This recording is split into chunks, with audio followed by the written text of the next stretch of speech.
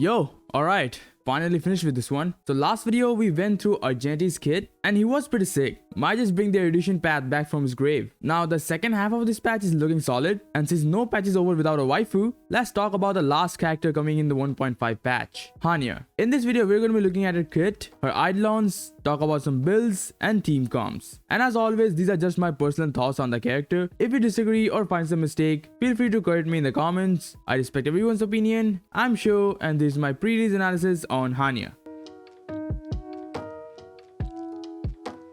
So Hanya is a 4-star physical character following the path of harmony. And since other than Bronya, there is still no 5-star Harmony character, from our past experience of playing this game, we can say that the 4-star roster of Harmony characters are one of the best characters and one of the fastest characters in the game. And Hanya is looking to be at that same level. Despite being super fast herself, she buffs her ally speed, attack and damage, and also has one of the most unique mechanics in her kit of regenerating skill points. And I'm not saying generating skill points through basic attacks. Looking at her traces, her basic attack deals minor physical damage to a single enemy. The usual stuff that is usually useless. Whoa, that was a cool phrase. Usually useless, huh? Damn. Her skill is where her kit actually starts to shine. She deals physical damage to a single enemy and applies burden to that enemy. Now burden is like a debuff, similar to something like Topaz's Proof of Depth or Gwen-Ivan's Fire Kiss. Now when an enemy is affected by burden, for every 2 basic attacks, skills or ultimate that your ally use on that enemy, your allies will recover 1 skill point. And this effect can only be applied to 1 enemy at a time, and you can generate a maximum of 2 skill points from this state. After that, you need to reapply the burden state to the enemy. This is what makes this character so OP. To make the most of the skill is to generate those 2 skill points every Hanya turn. And to do that, Hanya needs to use her skill every single turn. And with 3 extra hits from her allies, a total of 4 hits will generate 2 skill points. And with Hanya consuming 1 skill point every turn by using her skill, you'll end up with a 1 extra skill point every turn cycle. Now this sounds much better on paper, but on actual combat, a lot of things may change. Like your healer or your support might need to use an ability that doesn't hit the enemy or will not be able to stack up the burden state. Not everyone has Luocha, who barely uses anything else other than his basic attack, but you get the point, right? Like there are other facts that changes how you generate those 2 skill points. But on an average, you will be able to generate 2 skill points every turn cycle. Keep in mind we haven't taken ultimates into account. You just have to be careful on how you use your ultimates, especially on your support characters. You might need to hold some of the ultimates to use them on proper situations, so that it won't get wasted. So it's like you have to pay a bit more attention to your team. You can't just leave it at auto and expect it to work properly. On the worst case, Hanya becomes an SP neutral character, and on the best case, she becomes an SP positive character. It's just how you play her. Next is her ultimate. Hanya increases speed of an ally based on her own speed and also increases that ally's attack for 2 turns. It's pretty straightforward, nothing super complex to understand. But the one thing I like about this ultimate is that the attack buff is percentage based and not based on Hanya's own attack like Tingyun. Cause like you have to sacrifice some defensive stats to get high attack, and 4-star Harmony characters tend to be kinda squishy, and Hanya is no exception to that. Next we have her talent. When an ally uses a basic attack, skill or ultimate on an enemy inflicted with the burden state, the damage dealt is increased by 30% at level 10, which is great. And if you play Hanya properly, that means you use your skill every turn, you should have 100% uptime on the burden state. So not only you are getting extra skill points, but your damage is getting increased as well. It's really good. The only thing that I would say that could have been better is the fact that it can only be applied to 1 target at one time. So it's really good for single target hitters like Zila, but does lose some value in AoE situations. But again, if it were to be that way, like if you could apply the burden stat to more than 1 enemy, then Hanya wouldn't be a 4-star, surely. But still, having so much in her kit makes her one of the best 4-star characters available. Lastly, her technique. She simply attacks the enemy and after entering battle, applies the burden state to a random target for 2 turns. Same as a skill. Pretty nice as you get to start with the burden state. Now for the level of priority, I would focus on the talent and the ultimate first, as both the damage buff from the talent and the attack and speed buff from the ultimate scales heavily based on levels. So you go for them first, then level up your skill. Or you can leave it at level 1 if you want, as trace level does not affect the skill point generation. The only thing you get from leveling up the skill is a bit more damage, and personally I prefer to build my supports more tanky with HP and defensive stats so that they won't die easily, and their personal damage is not a factor there. Same as a basic attack, you can just leave it at level 1 as well, as you won't be using that anyways.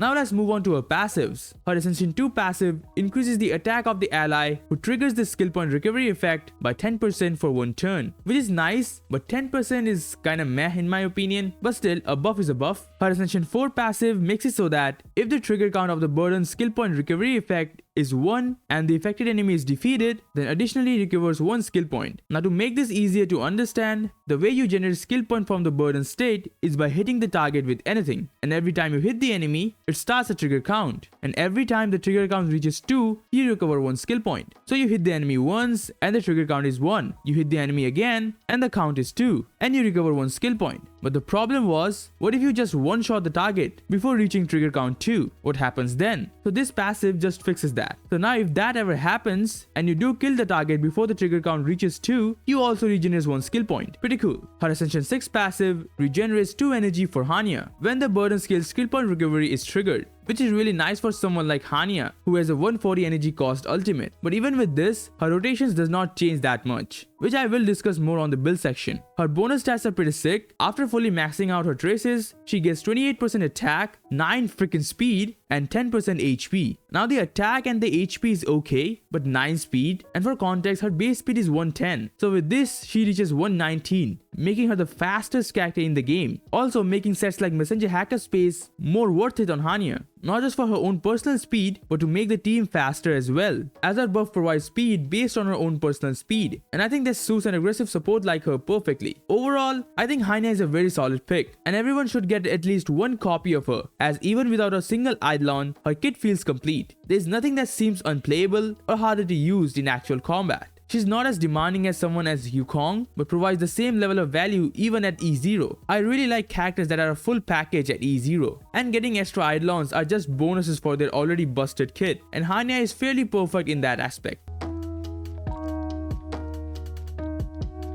Now that we know how our kit works, let's see how we can build her. Starting off with the Relics sets, Naya is the fastest support in the game with 119 speed. That alone tells us that she wants to be built with high speed. So taking that into account, there are 2 sets that I would recommend, and those are either the Messenger Traversing Hackerspace set or the Musketeer Wild Wheel set. The Messenger set is her best in slot because not only it increases her personal speed, which will help with the speed buff as well as it scales of her own speed, but also does the same for her whole team. And for an optimal Hanya team, your other characters also needs to be decently fast so that they can take their turn before Hanya comes around and generates the 2 skill points. Otherwise, she will have to use a basic attack instead of using her skill, which will not only diminish her value, but also prevents her from generating enough energy for her ultimate. So you want to pair relatively fast characters with her to make her kit shine. And the Messenger set does sorta help with that. The Musketeer set on the other hand might not be as good as the Messenger set, but it's a universal set and you'd probably have better pieces of it than you have of the Messenger set. For the ornaments, you can use any support sets and it will work. The best in my opinion is going to be the Broken Keel set. It gives crit damage to all her allies. The only downside is that Hanya doesn't get any additional effect rest from her traces, so it can be hard to reach the 30% effect rest cap.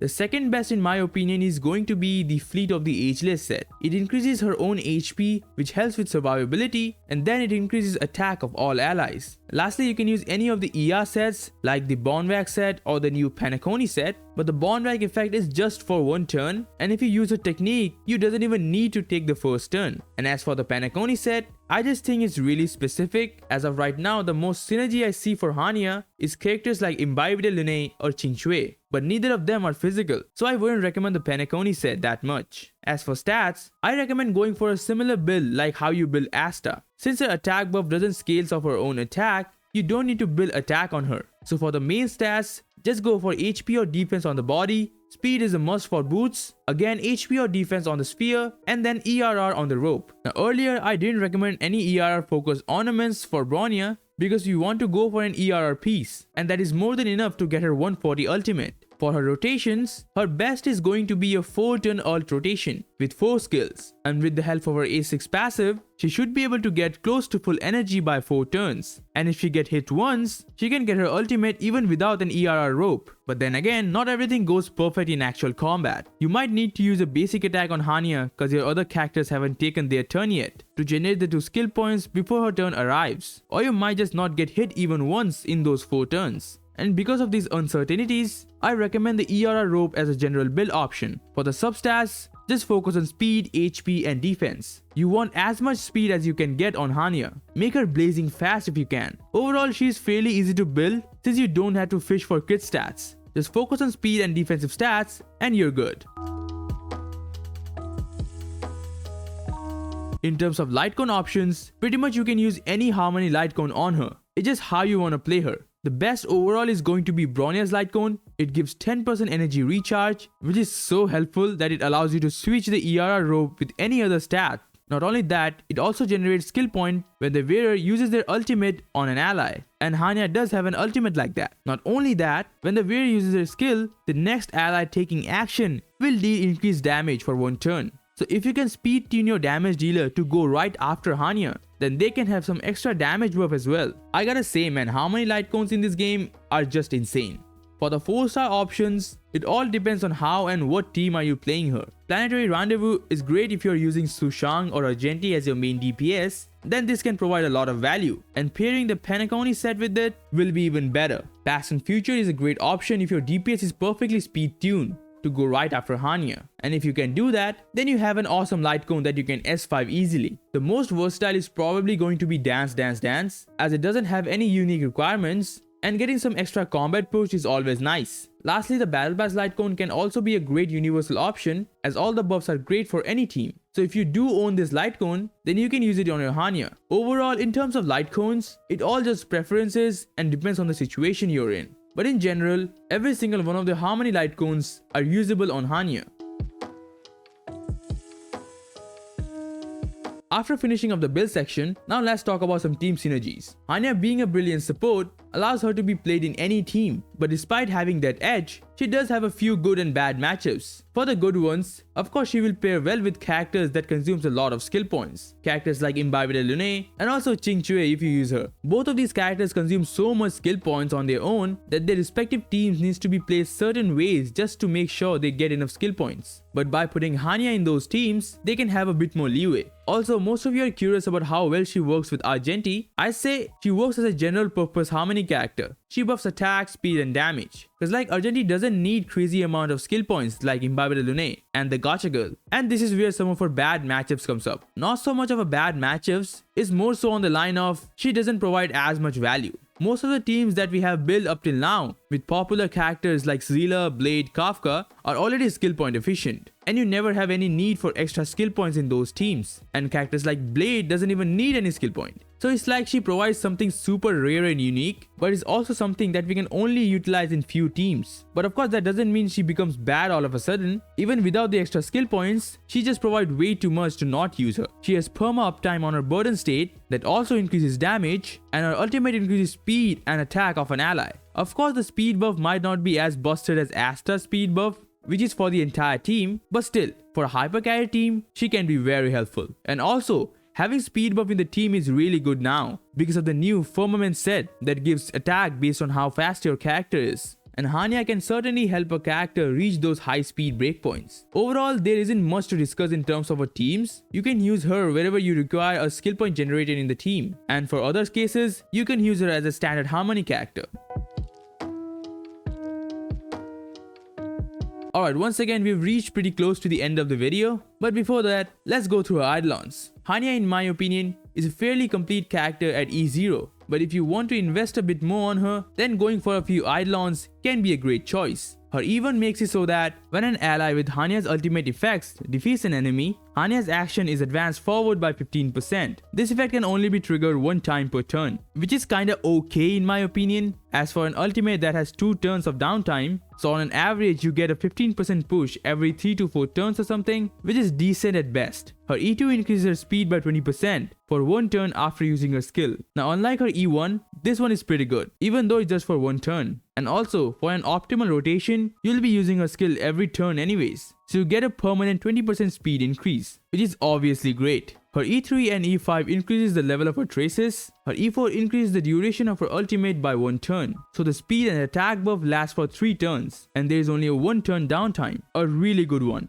Lastly, her E6 increases the damage boost effect of her talent by an additional 10%. That means at level 10, the damage buff from her talent will go from 30% to 43% at E6, as you get extra 3% from the +2 level from her E5, which is super good. At E6, she becomes one of the best damage boosting character in the entire game, and this is without taking the extra skill point into consideration. Overall, her Eidolons are great, especially her E2 and E4. I really love the 20% speed that she gets from her E2, which makes her incredibly fast. Her E4 is also great, like as for her 4-turn ultimate, having 2 turns of downtime is pretty annoying. And finally, her E6 is just a cherry on top, with a bit of extra damage. If you're planning to go for Eidolons, then getting E2 or E4 is probably the best option. But still, all in all, Hanya as a 4-star Harmony character is perfectly fine at E0.